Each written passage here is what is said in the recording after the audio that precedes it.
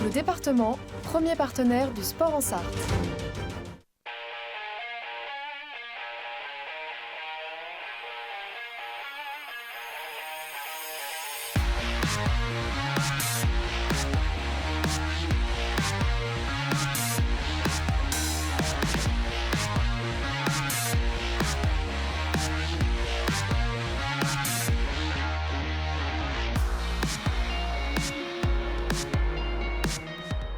Bonsoir à toutes et à tous, bienvenue dans 72 Sport. Très heureux de vous retrouver pour un nouveau numéro de votre émission sportive préférée en Sarthe, bien évidemment. Regardez le programme ce soir de votre émission, donc 1 heure avec vous. On va revenir sur la défaite du Mans FC, malheureusement qui s'est incliné une nouvelle fois à domicile. C'était face à Orléans ce vendredi, défaite de but à 0. On en parle, on débrief avec Marc Moreau dans quelques instants. En deuxième partie d'émission, le reste de l'actualité, évidemment avec plein de sports, plein de choses à vous raconter, notamment du football ou encore de la course à pied en troisième partie d'émission. Place au football américain. On parlera également de flag football, ça une nouvelle discipline qui aura lieu donc au JO de Los Angeles en 2028. Ça c'est pour la troisième partie d'émission. Et la quatrième partie d'émission, ça sera place au cross de Montfort. Vous le savez, la saison des crosses a démarré donc pour la course à pied et l'athlétisme sartois. Et donc on recevra l'organisateur du cross de Montfort-le-Génois qui se déroule ce dimanche donc en Sarthe. Mais tout de suite on commence comme on commence chaque lundi, chaque émission, par l'info à la une.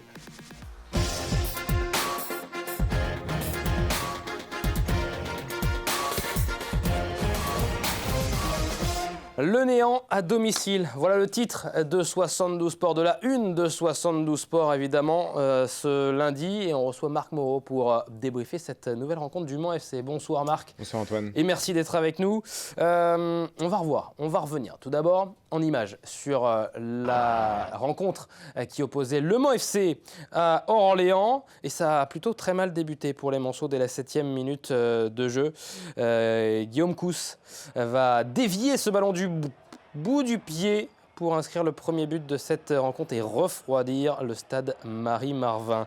1-0 pour les Orléanais, donc après 7 minutes de jeu. Regardez ce mouvement extraordinaire. Ils ont fait ce qu'ils ont voulu dans ce mouvement collectif, dans ce nouveau contre après une perte de balle Mancel. Et donc c'est Lucas Bretel qui vient inscrire le deuxième but. Et on ne joue seulement la 21e minute de jeu. Un sursaut Manceau en deuxième période avec Damgay qui pense inscrire un magnifique but. Un but refusé. Il y a toujours 2-0 et en fin de partie, donc, après l'heure de jeu, c'est Brice Ogade, rentré quelques minutes auparavant, qui vient être exclu après ce geste dangereux. Donc, et le score en restera là, 2-0 et une pâle copie rendue par les Manceaux. Rien de rassurant forcément pour les 100 heures. Non, rien de rassurant que ce soit comptablement, mais ça, c'est pas le plus grave du tout à ce stade du championnat national. Il y a encore largement le temps, si on parle juste au niveau des points et des victoires à enchaîner, de largement le temps de remonter. C'est pas là-dessus qu'il faut être inquiet selon moi, c'est vraiment sur la globalité, l'ambiance et l'atmosphère qu'il peut y avoir. Alors à Marie-Marvin, on n'en parle même pas, c'est aucune victoire depuis le début de saison, un but marqué, 8 encaissés. Enfin, les statistiques, elles sont absolument catastrophiques. Qu'on veuille le dire l'inverse ou non, c'est des faits tout simplement. Il n'y a absolument rien à domicile depuis le début de saison. Le Mans n'a pas gagné depuis le mois de mai à domicile. Et c'est surtout les prestations qui sont extrêmement inquiétantes. Alors, on avait un doute sur les 3 victoires de rang qu'il y avait eu à l'extérieur. C'est vrai que le Mans voyage bien depuis un certain temps, mais on répétait que c'était les 3 derniers du championnat. Même si ce championnat est homogène, on a cette fois-ci la confirmation que c'était un petit peu l'arbre qui cachait la forêt de petits problèmes, parce que ça reste entre guillemets que du foot, bien entendu. Il n'y a rien de gravissime, mais en tout cas pour les supporters qui suivent le club, pour ceux qui aimeraient voir ce club un peu plus haut et sans parler forcément de monter ou quoi que ce soit, mais juste prendre du plaisir au stade. Et c'est pas le cas en ce moment. C'est pas le cas du tout, et je crois qu'Orléans était une des pires prestations depuis un certain temps. Et on sent d'ailleurs aussi la colère monter chez les supporters, notamment en fin de match avec quelques sifflets, notamment le retour au vestiaire pour la fin de la première période. Le Mans qui était déjà mené 2-0. On l'entend d'ailleurs, là vous l'entendez peut-être. Merci en régie de monter le son, voilà. Et on les entend, ces sifflets. Là c'est le retour à la pause donc pour la mi-temps, et ça c'est la fin de match avec des sifflets. Il y avait 3000 spectateurs qui étaient venus donc encourager les Manceaux au stade Marie-Marvin, et ils sont repartis, certains avant la fin du match, et d'autres sont restés jusqu'à la fin, d'autres très déçus, bien évidemment. Troisième défaite consécutive en championnat pour Le Mans FC. Après Nancy et Aubagne, c'est Orléans qui s'est imposé facilement face aux joueurs de Patrick Vieira, que je vous propose d'écouter. C'était en conférence de presse juste après la rencontre. Soirée compliquée où ton entame elle reste cohérente, et puis sur une perte de balle, sur une transition, tu le payes cash. Donc ça arrive trop souvent où la moindre petite erreur, on le paye cash. Et donc c'est un peu ce que je leur avais dit. Mais on a fait cette erreur et qui nous met en difficulté.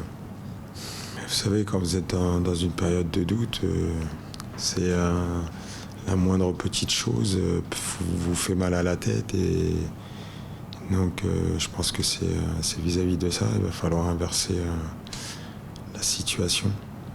Il ne faut pas lâcher. Moi, je sais que je ne lâcherai pas. Ça a toujours été compliqué dans tout ce que j'entreprends. Et c'est comme ça, il n'y a pas de choix, il n'y a que... Et ça passera simplement que par le travail, et ça, j'en ai la certitude. Il n'a pas été dans la langue de bois, hein, Patrick Vieira, il a dit certaines choses. Non, et puis il l'est rarement, hein, depuis le début de saison. Très sincèrement, je ne pense pas que ce soit un fusible à faire sauter aussi rapidement que peut l'être un entraîneur parfois dans le foot quand les résultats ne suivent pas. Ça fait plusieurs entraîneurs quand même au Mans FC qui passent depuis quelques saisons. C'est toujours les mêmes problèmes. Je ne suis pas sûr que de dire Patrick Vieira est le principal fautif de ce qui arrive au Mans FC en ce moment serait tout à fait pertinent. En tout cas, je ne le pense pas. Effectivement, il n'a pas été dans la langue de bois. On peut se poser la question des systèmes qu'il met en place et qui parfois peuvent me sembler en tout cas ne pas fonctionner. Mais là, c'était encore une fois, hein, ce qui se passe depuis 3 rencontres, ce n'est pas un problème de système, c'est un problème d'état d'esprit, de manquer de ne pas être assez conquérant sur le terrain. Qu'est-ce qu'il a manqué au Manceaux Beaucoup de choses, certes, et ce qui est peut-être inquiétant, c'est que moi, c'est comme ça que je l'ai perçu en regardant cette rencontre, c'est beaucoup de fondamentaux qui n'étaient pas présents quand même. Je pense à l'état d'esprit, comme tu le dis, Marc, le manque d'envie. Alors, pas l'envie, c'est pas qu'ils n'avaient pas envie de jouer. Non, ils mouillent le maillot. Il y a plutôt ce manque de punch, comme j'aime le dire, moi qui viens du vélo, ce manque d'énergie, ce manque d'agressivité. Ouais. Ah oui, non, mais clairement d'enthousiasme, en fait. Je pense que ça se résume en un seul mot, et c'est ce que je trouve... il manque d'enthousiasme et de dynamique, je trouve, en ce moment au Mans FC. Alors, c'est pas forcément propre à toutes les équipes, hein. On voit les filles qui font qui font une saison absolument exceptionnelle jusqu'ici, et ce serait une super nouvelle si ça continuait comme ça, parce qu'effectivement, et là, on peut rejoindre le président Thierry Gomez, le Mans FC, c'est pas uniquement l'équipe de nationale, c'est aussi des jeunes, une équipe une section féminine qui fonctionne très bien, et ça, il faut jamais oublier de le souligner. Mais autant chez les jeunes que chez les féminines, ça fonctionne très bien. Bien sûr, mais l'équipe Fagnon, c'est celle qui est le moteur économique d'un club, et ça, c'est indéniable, et aujourd'hui, ça ne fonctionne absolument pas. Et c'est dans les attitudes, moi, que j'ai été le plus inquiet. Je suis vraiment très inquiet au niveau des attitudes. On voit le carton rouge de Brice Hogade, bon, il est absolument mérité, il est incontestable. Et pourtant, c'est Le Mans qui va faire monter un petit peu la tension sur le terrain. Le Mans FC n'est absolument pas en position à ce moment-là, dans la rencontre et dans ce qu'il propose, de faire monter la tension. Et alors après, évidemment, ça s'explique par beaucoup de frustration de ne pas réussir à mettre en place le jeu qu'il voudrait. Mais là, je pense qu'il faut absolument redescendre de plusieurs étages, se remettre en question à tous les échelons du club, parce que sinon, on a souvent évoqué ces dernières saisons les 6 descentes qui mettaient en péril énormément de clubs. Heureusement, il n'y en a pas 6, il n'y en a que 2. Il n'y en a que 2, mais avec ce qui est proposé là, alors évidemment, je pense que le Mans FC a largement les ressources pour s'éviter une fin de saison à suspense, dans le mauvais sens du terme, comme on a pu connaître par le passé. Mais il faut quand même réagir au moins de ce qu'on dit depuis tout à l'heure dans l'état d'esprit, parce que sinon il y a des équipes qui vont absolument pas attendre. Alors ils sont tombés contre une excellente équipe d'Orléans, il faut quand même le souligner. Enfin, le but qu'on voit là, c'est l'un des plus beaux buts de l'année collectivement. Clairement, de toute façon, c'est 7 touches de balle et 6 passes, donc c'est sur un compte, ça va très vite. et on voit que le Mans FC est absolument dépassé défensivement. Enfin, on a l'impression qu'il y a une division d'écart en fait, et on a eu cette impression-là toute la rencontre, un peu moins à Aubagne lors de la défaite, mais à Nancy c'était la même chose. Mais même contre Nancy, il y a 4-0, mais c'est moins inquiétant. Même là, il y avait un minimum de choses. Effectivement, il y avait des frappes, il y avait des tentatives, il y avait ce qu'il fallait. Là, contre Orléans, il y a le but de Damgay qui est refusé. C'est assez litigieux, effectivement, on peut en parler, mais de faire reposer la défaite sur cette unique occasion pratiquement du Mans FC, ce serait impertinent. Et une barre également à souligner aussi pour Orléans avec El Khomisti qui a profité d'une perte de balle du milieu de terrain Manceau pour aller inquiéter une nouvelle fois Nicolas Kossic. J'ai juste cette sensation, c'est que j'ai l'impression qu'Orléans lève le pied à un moment donné, d'une manière ou d'une autre. Est-ce que c'est un ressort psychologique de se dire on est en maîtrise totale et on peut lever le pied, mais à la 21e, honnêtement, quand il y a 2-0, on se dit mais combien le Mans FC va prendre de buts ce soir ? Parce que il n'arrivait absolument pas à exister. Encore une fois, Orléans était une excellente équipe. Ils sont deuxième maintenant et je pense qu'il faudra compter sur eux en haut de tableau. Mais le Mans est censé concurrencer par rapport au budget, il faut le dire, du Mans FC, est censé concurrencer une équipe d'Orléans normalement.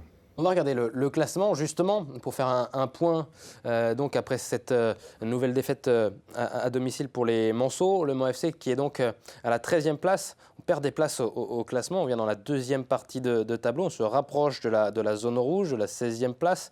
On n'est qu'à 4 points de cette zone rouge. Et évidemment, les 3 premières places potentiellement synonymes de montée en Ligue 2 s'éloignent un petit peu plus. Chose aussi intéressante, on en parlait, puisque Le Mans a du mal. À domicile, ça c'est indéniable. On va regarder l'autre classement, celui des matchs à domicile, et j'ai mis la comparatif à l'extérieur. Regardez, à gauche, vous avez les matchs à domicile. Le Mans est à la dernière place avec 0 victoire en 5 matchs, 2 matchs nuls et 3 défaites. Et un seul but marqué au stade Marie-Marvin cette année. Regardez le comparatif à l'extérieur, ça va plutôt bien pour les Manceaux qui sont 3e si on prend uniquement les matchs joués à l'extérieur. C'est assez dingue de voir cette stat qui est parlante et c'est un mal qui est assez récurrent finalement. C'était la même chose l'année dernière. Le Mans termine dernière ou avant-dernière équipe à domicile.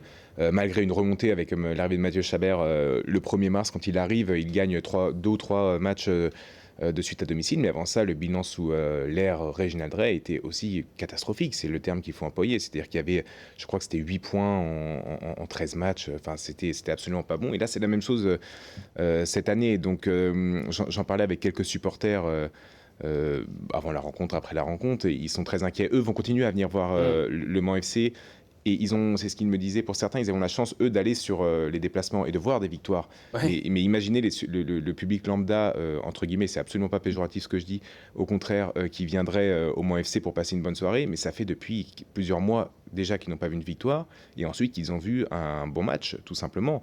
Il y a eu des bons matchs à Marie-Marvin, mais ils se comptent sur les doigts d'une main ces dernières saisons, et c'est effectivement très problématique. L'enceinte est magnifique, il y a de quoi faire une super ambiance, mais comment embarquer les gens avec des résultats comme ça?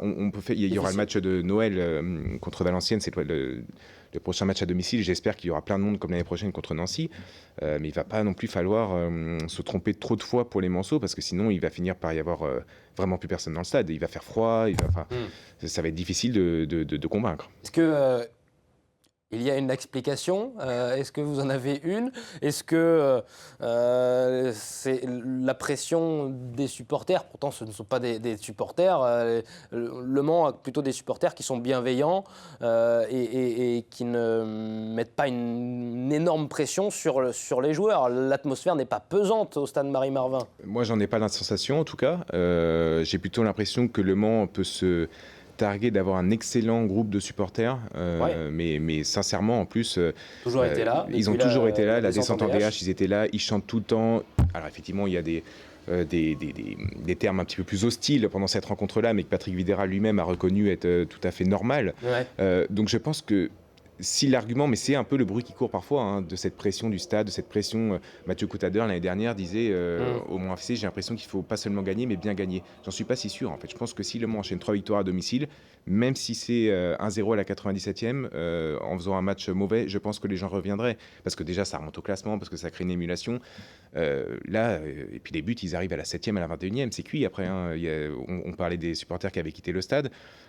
C'était déjà à la mi-temps pour certains. Et donc voilà, et je pense que ce qui s'est passé en fin de rencontre avec Samuel Liu, le capitaine du Mans, qui, alors on peut comprendre hein, la frustration, c'est une fatigue de fin de match, mais où il y a eu quelques insultes entre le COP et les joueurs, certainement des deux côtés. Hein, là, il n'y a pas forcément un parti à prendre, mais si en plus le Mans perd son lien avec ses supporters, là je ne vois pas ce qui va rester. Très clairement, ça peut être une situation très dangereuse. Pardon. Il y a encore du temps hein, dans ce championnat pour rebondir, mais comment, sans rien changer, les choses pourraient changer? C'est un peu une question qui m'inquiète, moi, quand je vois les matchs depuis plusieurs saisons même. Je me dis, mais voilà, c'est très bien de donner la chance aux jeunes. C'est une philosophie du Mans FC. Je pense que dans le foot, c'est une des bases primordiales. Mais est-ce qu'il ne manque pas un ou deux joueurs d'expérience sur le terrain en ce moment? Quand on voit, d'ailleurs, Nathan Tronchy, en plus, fait plutôt un match correct. Bernardo, quand il rentre, c'est majoritairement correct. Mais à un moment, il faut peut-être un peu plus de taulier dans cette équipe et ça passe peut-être par un recrutement peut-être un petit peu plus ambitieux. Il y a un mercato hivernal qui arrive dans quelques jours maintenant.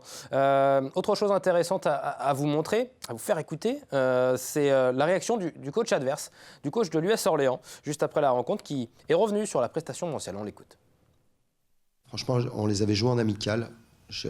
On avait gagné 2-0 à l'époque, hein, en amical chez nous.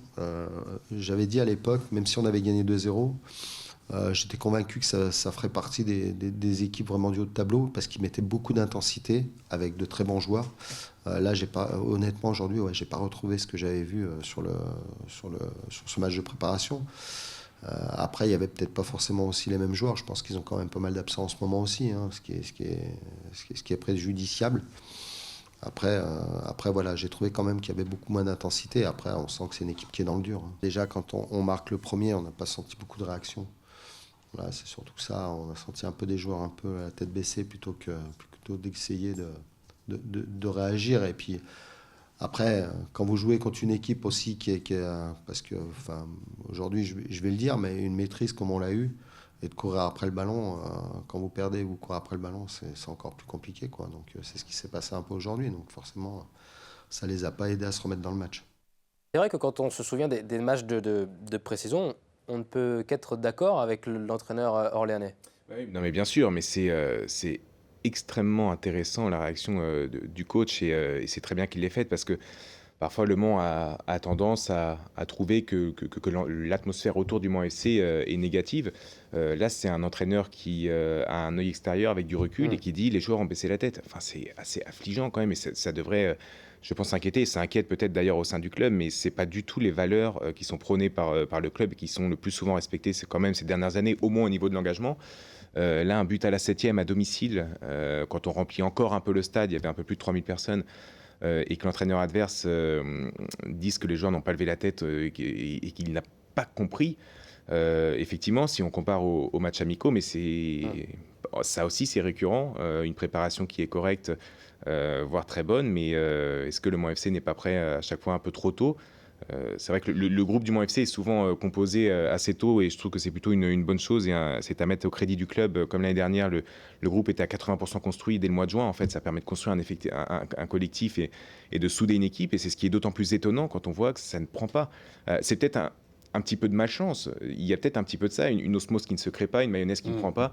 Ça peut arriver, mais ça fait maintenant la 5e année, si je ne me trompe pas, que le Mans évolue en national. C'est difficile de monter, personne n'a la recette, on l'a déjà dit souvent ici, et on le répète dans le Maine Libre. Voilà, il n'y a pas de recette magique, mais entre ne pas monter et terminer sous Réginald Drey, 13e, à se sauver à la dernière seconde grâce à un résultat qui joue en notre faveur. L'année dernière, le Mans termine 5e, je crois, parce qu'il faut une remontée folle avec Mathieu Chabert, mais sinon, c'était très, très compliqué aussi. Il y a peut-être un gap entre jouer les premières places et ne pas y parvenir, et être dans un ventre mou, entre guillemets, en permanence, quoi. Je pense que d'être ambitieux et de dire en début de saison, nous, évidemment, qu'on veut monter. C'est pas grave si on monte pas, si le club monte pas à la fin, il y a pas de drame, quoi, mais Je sais pas. Honnêtement, évidemment qu'on n'a pas toutes les réponses et qu'il y a certainement une part d'incertitude dans le foot qui est souvent racontée, qui est vraie. Mais il y a quand même des faits là. Enfin, à domicile, c'est pas possible de mettre qu'un seul but et d'en prendre 8. C'est pas possible. Le Mans a l'occasion de relever la tête à domicile ce week-end. Ça sera en Coupe de France, pas en championnat. Petite coupure, petite pause donc dans le championnat de national. Ça sera face à l'Ocmidé, le Mans qui reçoit ce qui n'était plus arrivé depuis la réception du LOSC il y a quelques années déjà. Il faudrait mieux gagner. Et là, il faudra mieux gagner et continuer sa route en Coupe de France pour les joueurs de Patrick Videra. Donc ce match ce week-end au stade Marie-Marvin, retour du championnat la semaine suivante avec un déplacement du côté de Nîmes avant la réception de Valenciennes le 13 décembre prochain. Voilà pour les prochains matchs des Manceaux. Merci beaucoup Marc Moreau d'avoir été avec nous pour débriefer cette rencontre. Je rappelle que vous êtes journaliste pour le quotidien Le Maine Libre et qu'on peut retrouver vos papiers, notamment dans le journal papier, mais également sur le web, sur le site internet du Maine Libre. On se retrouve dans quelques instants, on parle encore de foot avec la belle victoire des féminines, l'équipe de Damien Bolini qui s'est imposée en Coupe de France. Et on parle du reste de l'actualité sportive. Elle a été riche ce week-end en Sarthe. À tout de suite.